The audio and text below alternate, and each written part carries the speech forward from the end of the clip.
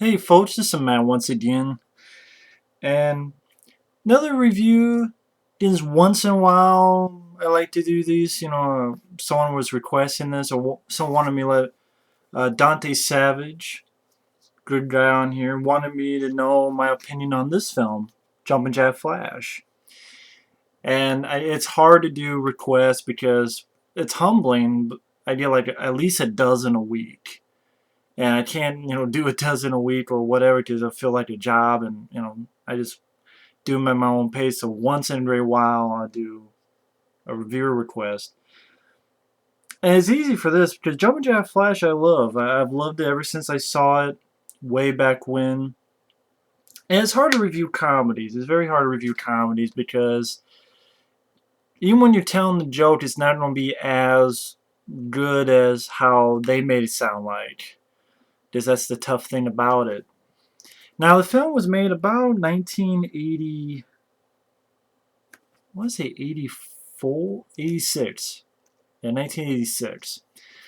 And the weird thing about it is that, well, a few things. Number one, of Whoopi Goldberg, like, I like Whoopi Goldberg, but it's kind of like Robin Williams in the fact that I like Whoopi Goldberg or I like Robin Williams, but there's not that many actual films of theirs that I enjoy. Um, except maybe like a handful. Uh, or at least I could say that I absolutely love. Like Robin Williams, I love Club Paradise, but Mrs. Doubtfire, this kind of lost its luster for me since I saw it back then. Patch Adams, not a big fan of. Let's see, Dead Post Society's okay. Stuff like that. Anyway, Whoopi Goldberg, I believe she had done The Color Purple before this, which was a bit, dramatic role. Completely different than this. And this is, I think, her first lead in a comedy. Which, when I think of Whoopi Goldberg, I always think of as being in comedies. It's kind of like Adam Sandler or Bill Murray or Jim Carrey. Even though they've done, and, she's capable of doing good dramatic work, I just always think of them as doing comedies. And going back to Whoopi Goldberg, like I was saying, I mean, if I think of the films I enjoy, I would say the three films I grew up with was Sister Act, Ghost, and this film. And I don't mind Eddie. I don't have Eddie. I think I have it on VHS. Yeah, only on VHS, not on DVD or anything. But I have it on VHS. Some I haven't seen, like The Associates. Others, I don't mind Fatal Beauty, even though that's more of an action. It's not as funny as it could have been, which is weird because I know Fatal Beauty came out and people basically said it was a ripoff of Beverly Hills Cop. Definitely not as funny as it could have been, but I like Fatal Beauty. I don't think it was that bad.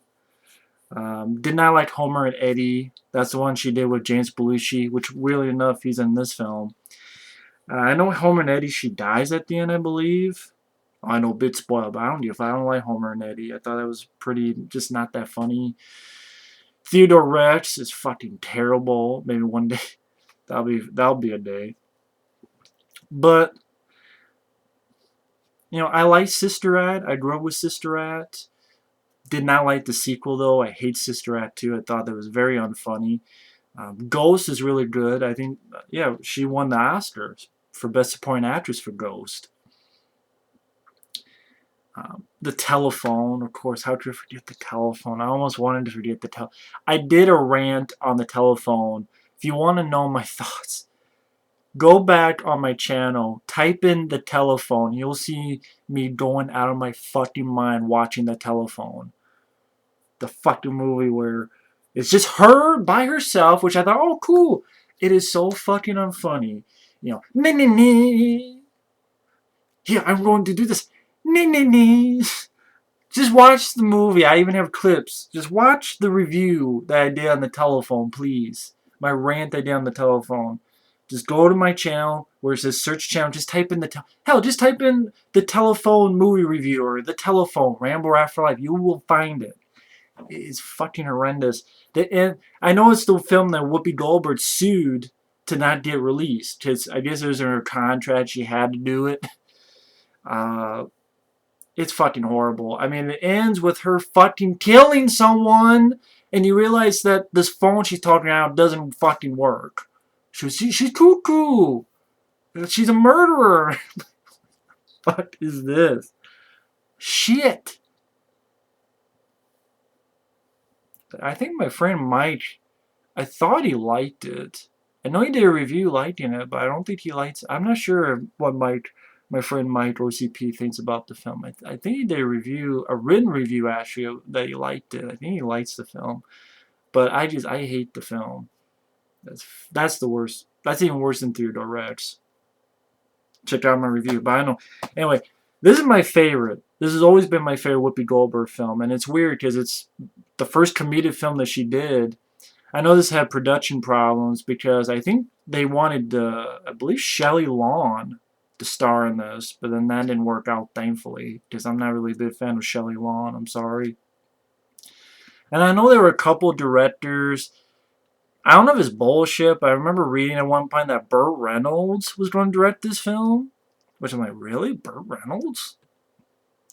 But something about how he didn't like the producer. And yeah, the producer is actually Joel Fatfoot Silver. Why do you call him that? Joel Silver is Joel Fatfoot Silver because of Bullet to the Head. Stallone and Thomas Jane are going to star together. No, I'm sorry. Mr. Joel Fatfoot Silver has to butt his fat head in and go, you know what, Thomas Jane, no, I don't want two white guys. If we don't have Stallone, I can't have another white guy be his partner. I need an ethnic guy. I don't give a fuck if he's black or Asian. I need an ethnic guy. That's not racist. Sounds fucking racist to me. Just firing someone who was already hired because he's white. That's Joel Fatfoot Silver. I think even Bruce Willis has a problem with Joel Silver since Last Boy Scout. I don't know what happened, but I remember reading that at one point. But I know Burt Reynolds didn't want to work with him. I don't fucking blame him. The guy looks like a fat ass shithead. And I believe there was a director, Howard. Let me see if it. Do they have his name? Howard Zeif or Howard Zeif. I think it's Howard Zeif. He actually did The Dream Team with Michael Keaton. He went on to do My Girl. His last film, I believe, was My Girl 2. And then, unfortunately, he's passed away in 2009. That's too bad. But, oh, he did Private Benjamin in 1980. That was actually a pretty good-sized hit with Goldie Hawn. Like one of those surprise hits of that year, Private Benjamin. But yeah, The Dream Team with Michael Keaton, My Girl 2. I know My Girl was one of those surprise hits, too. But then that didn't work out, so they got Penny Marshall from Laverne and Shirley. She was an actress. And she wanted to direct stuff like Big with Tom Hanks, Awakenings, which did well at the Oscars, especially with Robert De Niro and Robin Williams. A League of Their Own, Renaissance Man, The Preacher's Wife. So she's gone to make some big films. But this was the first film she directed.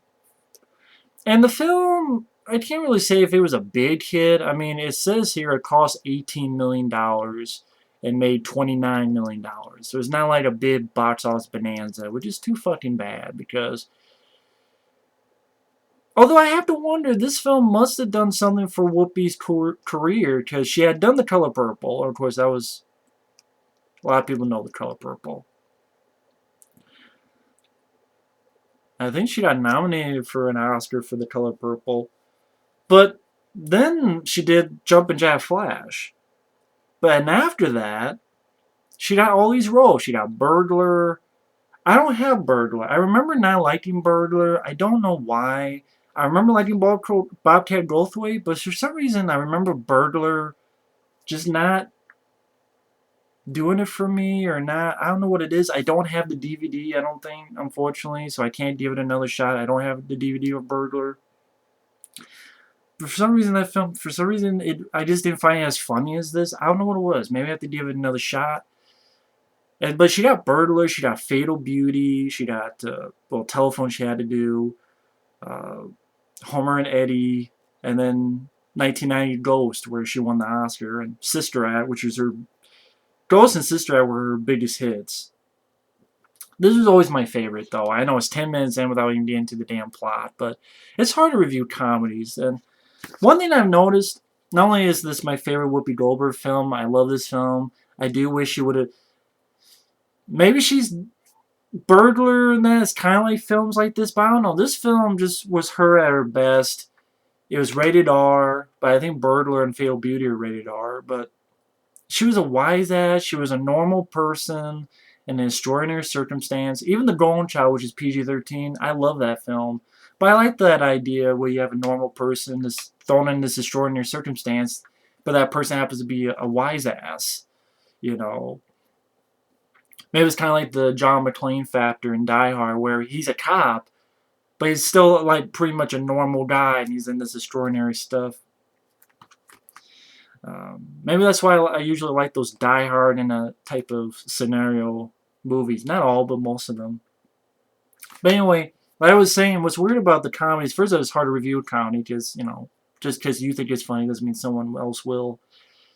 And I know last time, this is my favorite Whoopi Goldberg film, I'll get to that.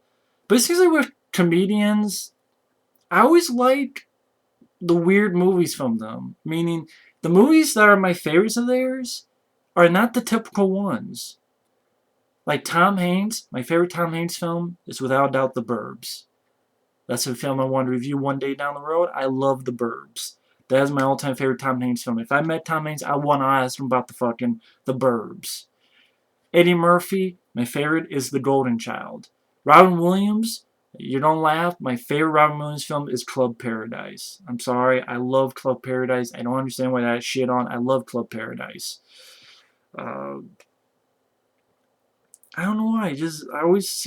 My favorite always seem to be the weird ones for a lot of these guys. I don't know what it is. But yeah, I mean, they're the ones that, for some reason, I think the actors or actresses wouldn't talk about. Like, I doubt Whoopi Goldberg talks a lot about this film, or Penny Marshall. But you don't want to ask about Big? You don't want to ask about Awakenings? No, I want to ask about Jumpin Jack Flash. And the plot, I mean, basically Whoopi Goldberg, she works at a bank, and really boring job, and you could tell through her life, her daily life, she works like 9 to 5 or 9 to 6 is this bank job. And kind of, you know, this early type of dealing with computers and, you know, during bank transactions, but actually being able to chat with people over the computer. I mean, this is 1986. It's not like that was a normal, typical thing. So I like that as a little bit of, you know, a taste of what's to come with, you know, your constant emails and instant messages and stuff like that. Every time I do a review, I swear, I always fucking itch my nose. Like I'm allergic to this fucking camera. But one day she gets a message from this guy calling himself Jumpin Jack Flash. And she's like, what the hell's going on? And she finds it a little bit mysterious. And he's like, you know,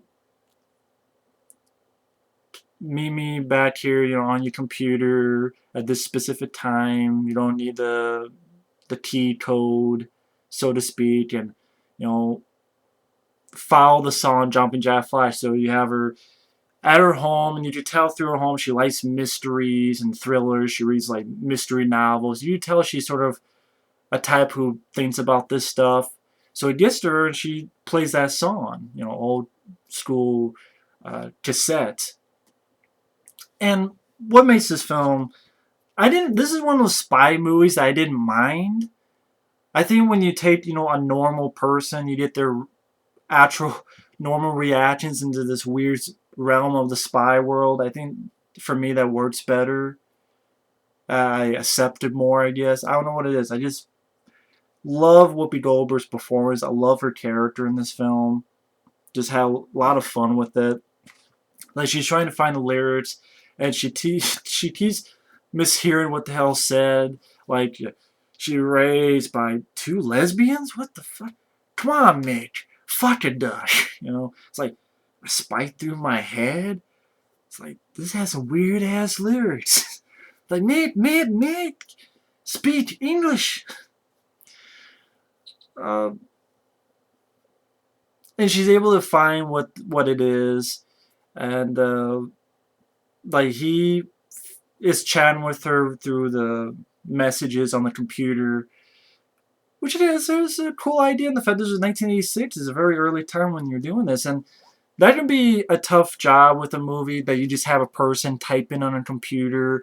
But I think it works with Whoopi Goldberg. You know, she's a type who tossed to herself. But also they do an interesting thing where later in the film she goes to his apartment and she hears his voice on a message. So now when he sees her words, we and her hear his voice. And it's actually Jonathan Pryce, I believe. He was the bad guy in Tomorrow Never Dies, the James Bond flick. He's been in a few other films, but that was a nice touch to make it okay. It's not just her just typing and stuff like that. That was a nice touch. And really enough, it tried to do like a sweet little. I buy really enough, even though it's her and she's just hearing this, seeing these words on a computer, and we're hearing the voice. You try to buy the little love story thing. I know it sounds really stupid, but I bought it, weirdly enough. I buy it in some of these other films in today's age. Maybe because Whoopi Goldberg sold it. Maybe because Jonathan Pryce, they picked the right voice for that. Um, but it's her reactions, like, she has to say this line to the consulate, and she reads as like, dogs barking, can't fly without umbrella, and she's like, are you shitting me? She actually types that out. I thought that was funny. Or like her reaction, like she goes to the apartment and she hears a message and a woman's talking to Jet saying, "Jet, you sheet. I hate this machine." And Whoopi's like, "Jack, I won't go out with anyone who call me sheet." And like she's wanting him to erase it. It's like, fuck it. And she erases it. And they do some nice little techniques with the atmosphere of the spy realm. Like I like this little bit of business where she's in the apartment because Jas told her to look for this frying pan that has these names and numbers on it, and she thinks she's heard something. The door's open. Then she turns around and the door's closed and she's freaking out. And when she gets there, she freezes. We don't know why. She runs out, and then it goes to the door, and you realize that the person took a picture of her while she was staying there and posted it on the door.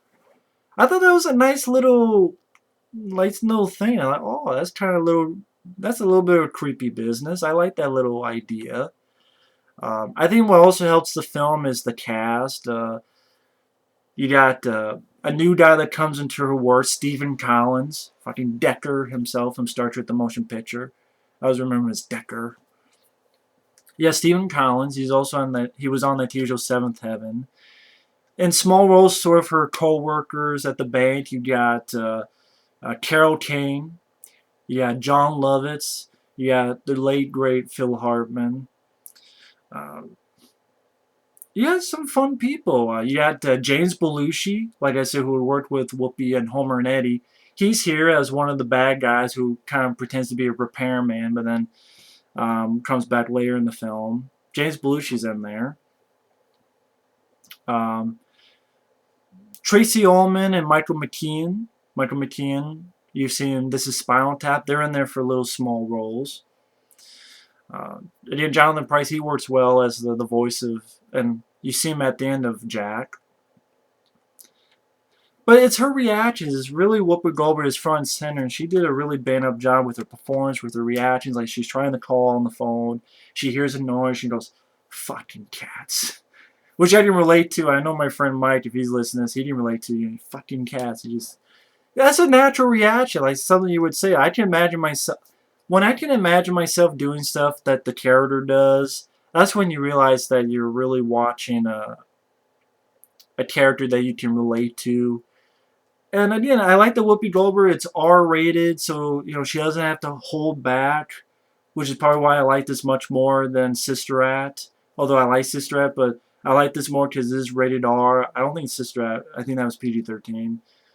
Plus, I like this more, like her dealing with the spy genre. I like that. Her not being a super spy or anything, just a regular person at a bank. Like she meets this guy. What was the actor's name? Shit, I don't think they're gonna have it here. Damn it. Um, Damn it, I don't have it. He's actually the bad guy in The Punisher, the 1989 Dolph Lundgren film, The Punisher. He's there as a friend of Jack's. I love before, like, she thought, man, I can't believe I'm here on the dots. I just pinned a $100 bill on my ass and yell, victim here, victim here. And later on, she's like, no, I don't know dick about this. And she has this funny scene talking to this asshole guy. It's actually played by Gary Marshall. And she's like, you know what? You see a black woman, you think, there's got to be a pimp or a John? What, you think I'm giving goldfish blowjobs at the pier? And, she's cussing so much. He's like, how you like me to scrub your mouth with a wire brush? And she's like, how you like me to kick you in the nuts so hard they go up your fucking nostrils? They get lodged in your fucking nostrils. I love that. Like, she's being taken away. Stephen Collins is there trying to take her. Like, what the fuck are you fucking reject of Barry Miller, you asshole? Like, I thought that she was hilarious as hell. Or like, later on, the one bit of business I could say I didn't like about the film is that she has to get to a point where she has to go put a dress on. And oh yeah, Annie Potts, she's in this. Annie Potts is also in the film from Ghostbusters as a woman who her husband was with Jack and she helps Whoopi Goldberg out. But the little bit of business I didn't care for, it didn't hurt the film. I just didn't care for when Whoopi Goldberg, she has to put on this dress and go to this gentleman's ball, to go to this computer to hook something up so that Jack on his computer can hook into it and find out what he can do. Because he's an agent. He's an agent for, I think, British intelligence, and he's trapped overseas. He's being pursued. He needs to find a way to get out. He doesn't know who to trust. So that's how he has to result in contacting Whoopi Goldberg's character. And there's also a mole on the other end of the spectrum. But that bit is her sneaking in. Like, there's a bit of business where she gets her dress caught in the shredder. I didn't hate it, but at the same time, it wasn't hilarious. Like, that little bit of business I could do without, to be honest. But you have funny stuff, like one of these Chanel, and she gets in this phone booth scene. She gets in the phone booth and she has to call for help from someone. And, she gets a phone call. A quarter? Kiss my ass. Find me in New York for this fucking quarter. And goes in, and then she sees a guy hook a hook on the phone booth, and she's like, oh, okay, fine, okay. You guys are so, God, you guys don't give up on us, do you? She is pulled by a pickup truck in this phone booth, and she's cussing, like, why is this is a very fun scene. So, don't wash the windows. Only in fucking New York can a woman be pulled in the phone booth and no one does anything. I just had a good ball with this film. I had a lot of fun with this movie. Or like when James Belushi puts on his truth serum. It's like, truth serum? What kind of hokey shit is that? One thing leads to another, and she gets out of it. And she's out of it. Her performance when she's in the truth serum, like she gets in a taxi cab, like, I gotta go see, I gotta help my friend Jack. You see, he's a spy. Like, just tell it to some regular cab driver. And she needs to meet this woman to help her out. And it's like a hairdresser place where you get your hair cleaned up and all that. And she meets this guard, and I love, this is probably my favorite part, where she's like, you see this face? This is a face of a woman on the edge. And the guard's like, yeah, my wife's got the same face. And she's like, now you gotta ask yourself something. Do you want to work here, or do you want to live? And he's like, I quit. Get the fuck out of there. And just like she talks to the woman says no. And she's like, just sorry? I mean, you got your pink feet, and you got your pink bunnies. You want to say you're sorry? You're more than sorry. You know what you are? You're just sad. I don't know why. That just always cracked me up. Maybe it wasn't supposed to always crack me up.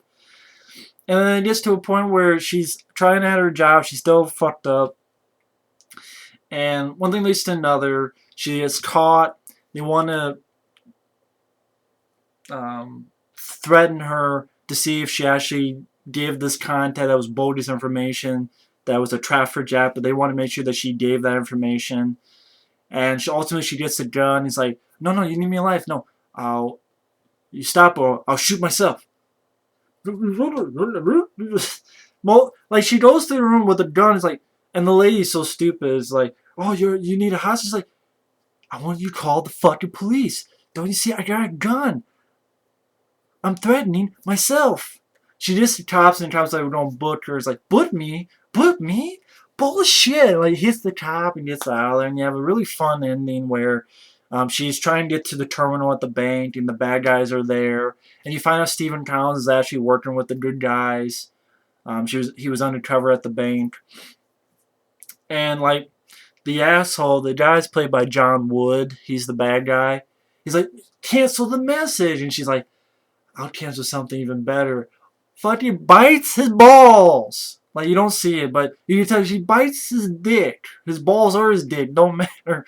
And his wife's like, ah.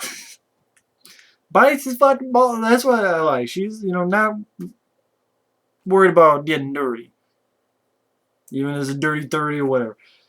And I like the reveal at the end where you find, she hears the voice, and then we don't really see Jack's face until the very end of the film. And of course, you do have the Rolling Stones song. You even have Aretha Franklin doing a version of Jumpin' Jack Flash.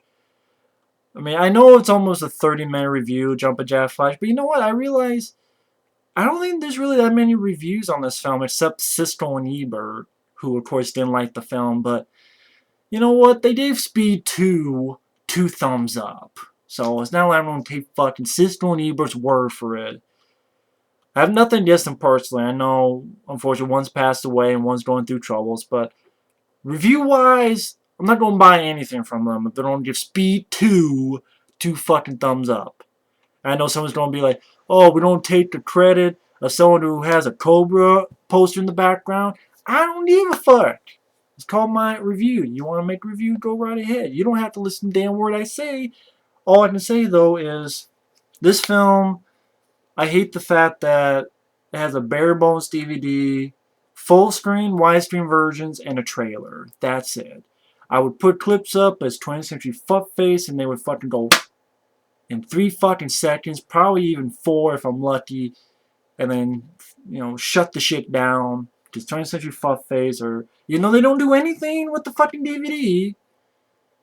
But it'd be nice to have something on there. I mean, whether I don't know if they like or hate the film, but this, I can't buy that Whoopi Goldberg got Burglar and Fatal Beauty and all this stuff because of The Color Purple. Because there's nothing funny about The Color Purple. But this film is very funny. And as after this film, she got Burglar, she got Fatal Beauty, she got, later on, then you got Ghost, then you got Sister Act. I have to think this film did something for that. Maybe I'm wrong. Maybe it's something else. Because the film wasn't a gigantic hit. I don't know. But all I can say is this is without a doubt my favorite Whoopi Goldberg film. It's definitely a comedy that I grew up with and enjoy very, very much. I love the film. I really don't have any problems. Except that little ballroom scene, I didn't really care for. But the cast really works. I mean, I think you got the supporting cast where you got Stephen Collins and John Lovitz and Michael B. Keaton, small role. You got Phil Hartman, uh, Jonathan Pryce, nice pick for the voice. Uh, it's in the spy genre, but at the same time, it works well. I like the fact it's rated R, so Whoopi Goldberg can be free with her language, natural reaction. Uh, you don't always need that. I love The Golden Child. That's PG-13, but it works well with this film. And the best part is Whoopi Goldberg. Whoopi Goldberg, to me, was at her best, and I don't know why. I don't know what happened. Because after Sister Act, which I did like, it's not as good as this film, though, in my opinion. The only other film I could say I liked was maybe Eddie. I mean, I know she was voice work and stuff like The Lion King, as one of the hyenas. But I would say maybe Eddie. And I liked Eddie. I mean, I liked it. But other than that, I don't know what it was. I mean, I know now she does stuff like The View and stuff like that, and I don't know. I don't know what happened. I don't know if it's just the scripts or the projects. You didn't really see her do R-rated stuff much in the '90s, if you think about it. At least that I know of, that were R-rated comedies. It's not like she did much of that. It's too bad. I mean, it's kind of like Eddie Murphy in a way. They kind of lost. I don't know if you call it edge or energy or drive. I don't know what it is. Maybe someone can explain it to me. But um, I see that in her. I see a lot of energy. I see a lot of fire. I see a spitfire, but she's not anywhere at all a bitch at all. She's very likable.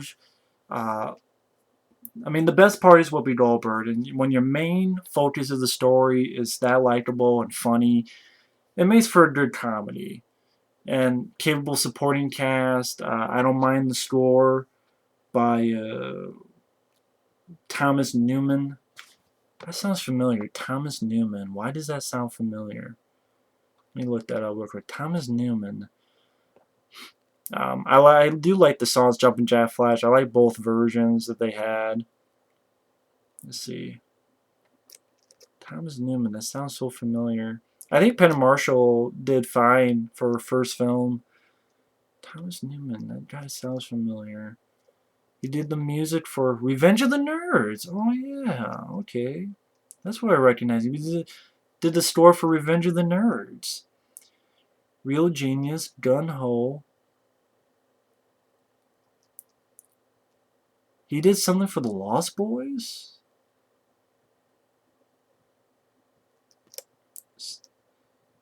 Huh.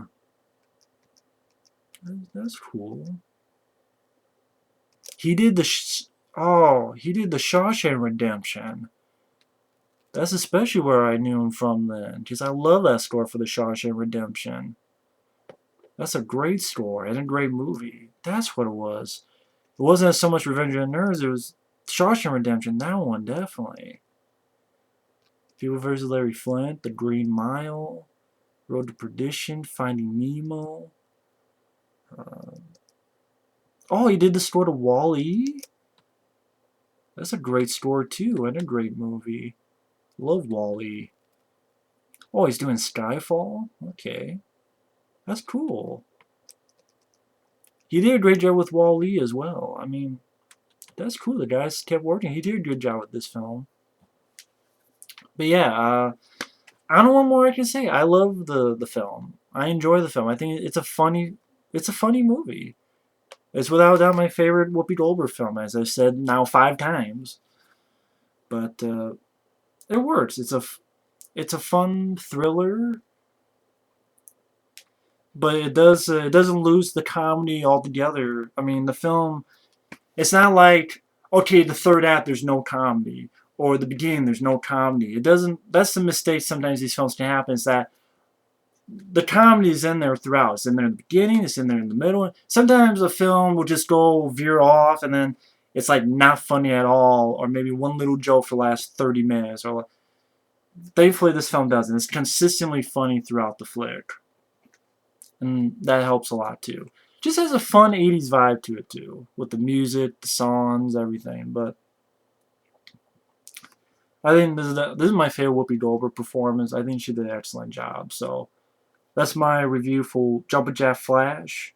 I'm fine with it being over half an hour, because I don't think many people review this film on YouTube, other than Siskel and Ebert hating on it. I think I'm the only one who reviewed this film, as far as I know. And I'm fine with that. The film deserves it. This is why I like doing videos, because films that deserve to be talked about, I'm glad to talk about them. If someone's going to be a voice for the film, like Jumpin Jack Flash, I'm fine to be that. So, either way, thanks for watching. Take care and stay tuned for another review. Later.